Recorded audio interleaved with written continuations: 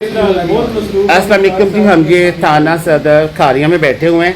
ये हीरा का मसला था। ये हमारे SHO साहब भी बैठे हुए हैं, ये उनके अपने तबके के जो लोग हैं वो भी बैठे हुए हैं, तहफ़्फ़ुज़ मरकज़ के इंचार्ज और BSO भी बैठी हुई हैं।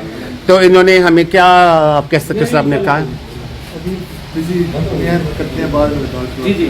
हाँ जी सर, आपने क्या इसे तहफ़्फ़ुज़ दिया है अभी?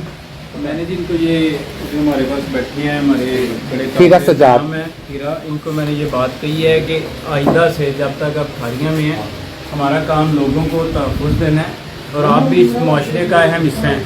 आप हमारे लिए ऐसे ही हैं जैसे बाकी पब्लिक है, उतनी ही काबिल एहतराम है।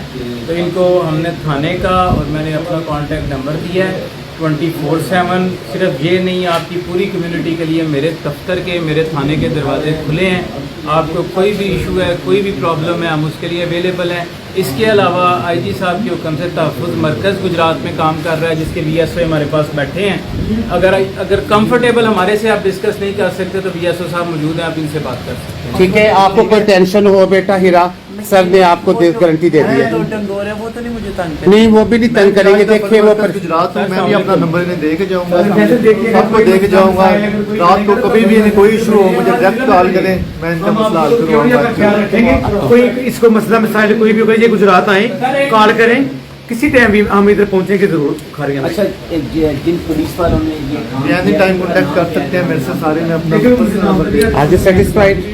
उन्होंने कह दिया कि आपको जो पहले आए थे वो भी तंग नहीं करेंगे, कोई और भी तंग करे आप मुझे कॉल कर सकते हैं। ठीक है, SHO साहब से।